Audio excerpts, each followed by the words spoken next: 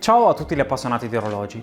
Sapete bene che ho un debole per i micro brand che riescono a proporre dei prodotti di qualità al giusto prezzo, magari possibilmente con un design un po' ricercato, un po' particolare che non si rifaccia ai soliti noti.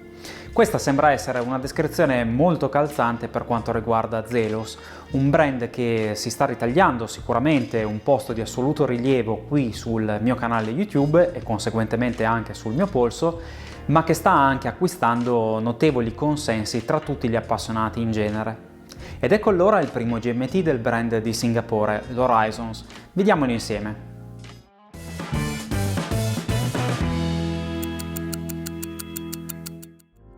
Come sempre, quando si parla di Zelos bisogna tenere presente un concetto fondamentale.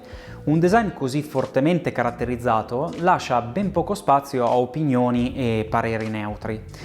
Chi apprezza questo design ne è davvero innamorato e probabilmente acquisterebbe tutti i modelli dal primo all'ultimo. Tutti gli altri invece, pur riconoscendo le caratteristiche e le qualità positive di questi orologi, fanno fatica a digerire queste linee indipendentemente dal modello. Questo non è necessariamente un fatto negativo, tanto più che nonostante le differenze piuttosto ovvie da un modello all'altro di Zelos, è sempre molto evidente quello che nel mondo dell'auto viene definito family feeling, un linguaggio stilistico che accomuna tutti i modelli di un determinato brand.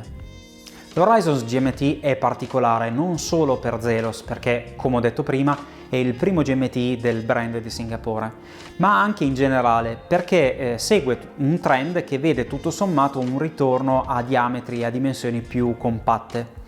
Personalmente continuo a rimanere della mia convinzione che un orologio da uomo, indipendentemente dalla tipologia, non possa essere al giorno d'oggi più piccolo di 38 mm di diametro, ma questa è semplicemente una mia preferenza personale. Vediamo da vicino questo Horizons GMT. Il corredo è ormai quello standard di Zelos, cofanetto in legno che custodisce al suo interno il rotolo da viaggio in pelle blu. Nel rotolo c'è l'orologio con installato il cinturino in gomma tipo Tropic, un cinturino extra in pelle e la card della garanzia in bronzo, nonostante sul sito ufficiale venga descritta in acciaio. L'orologio oggetto di questa prova è, guarda caso, nella variante blu.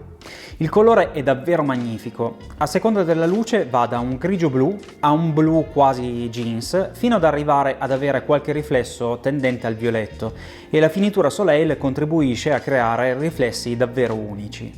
Il design generale è molto pulito, a ore 12 c'è il logo applicato, mentre a ore 6 in rosso ci sono la scritta GMT e la profondità massima di 200 metri. Sempre a ore 6, un po' più sotto, c'è la data, e questa è sempre la soluzione che prediligo a livello estetico. Gli indici sono applicati tutti a bastone, tranne quelli a ore 3, 9 e 12, che sono triangolari. L'impatto resta pulito, dando però il giusto tocco di aggressività. Le sfere sono della giusta misura, né troppo grandi né troppo piccole rispetto alle dimensioni del quadrante, e hanno una bella finitura lucida di alta qualità. Per la funzione GMT è utilizzata una sfera a freccione con punta rossa. Il REO riporta i riferimenti delle ore, sempre in rosso, per la lettura del secondo fuso orario. La luminosità è sorprendente, come da tradizione per Zelos. È stata utilizzata la Superluminova C3X1 per indici e sfere, con l'applicazione della BGW9 sul riferimento triangolare della ghiera, sulla sfera GMT e sulla minutiera del quadrante. Il vetro è uno zaffiro leggermente bombato con trattamento antiriflesso interno, molto simile a quello montato sul Mako. Bello da vedere e con un'ottima leggibilità. La ghiera, in questa versione, ha un inserto in vetro zaffiro, con la distinzione tra ore diurne nella metà grigia e ore notturne nella metà blu. Il meccanismo è davvero spettacolare, la ghiera è montata su cuscinetti a sfera e può essere ruotata in entrambe le direzioni con 60 clic precisissimi, opponendo la giusta resistenza. E grazie alla ghiera è quindi possibile avere sott'occhio anche un terzo fuso orario.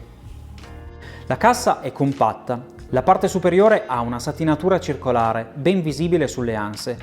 Molto bello, sempre sulle anse, questo spigolo interno lucido. I fianchi sono satinati e hanno due spigoli, superiore e inferiore, lucidi anch'essi. Il tutto con un livello di finitura esemplare. La corona è poco sporgente, satinata, con il logo inciso.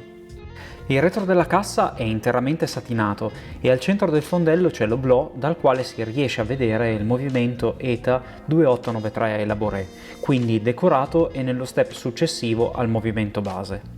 Il rotore è personalizzato in tinta bronzo.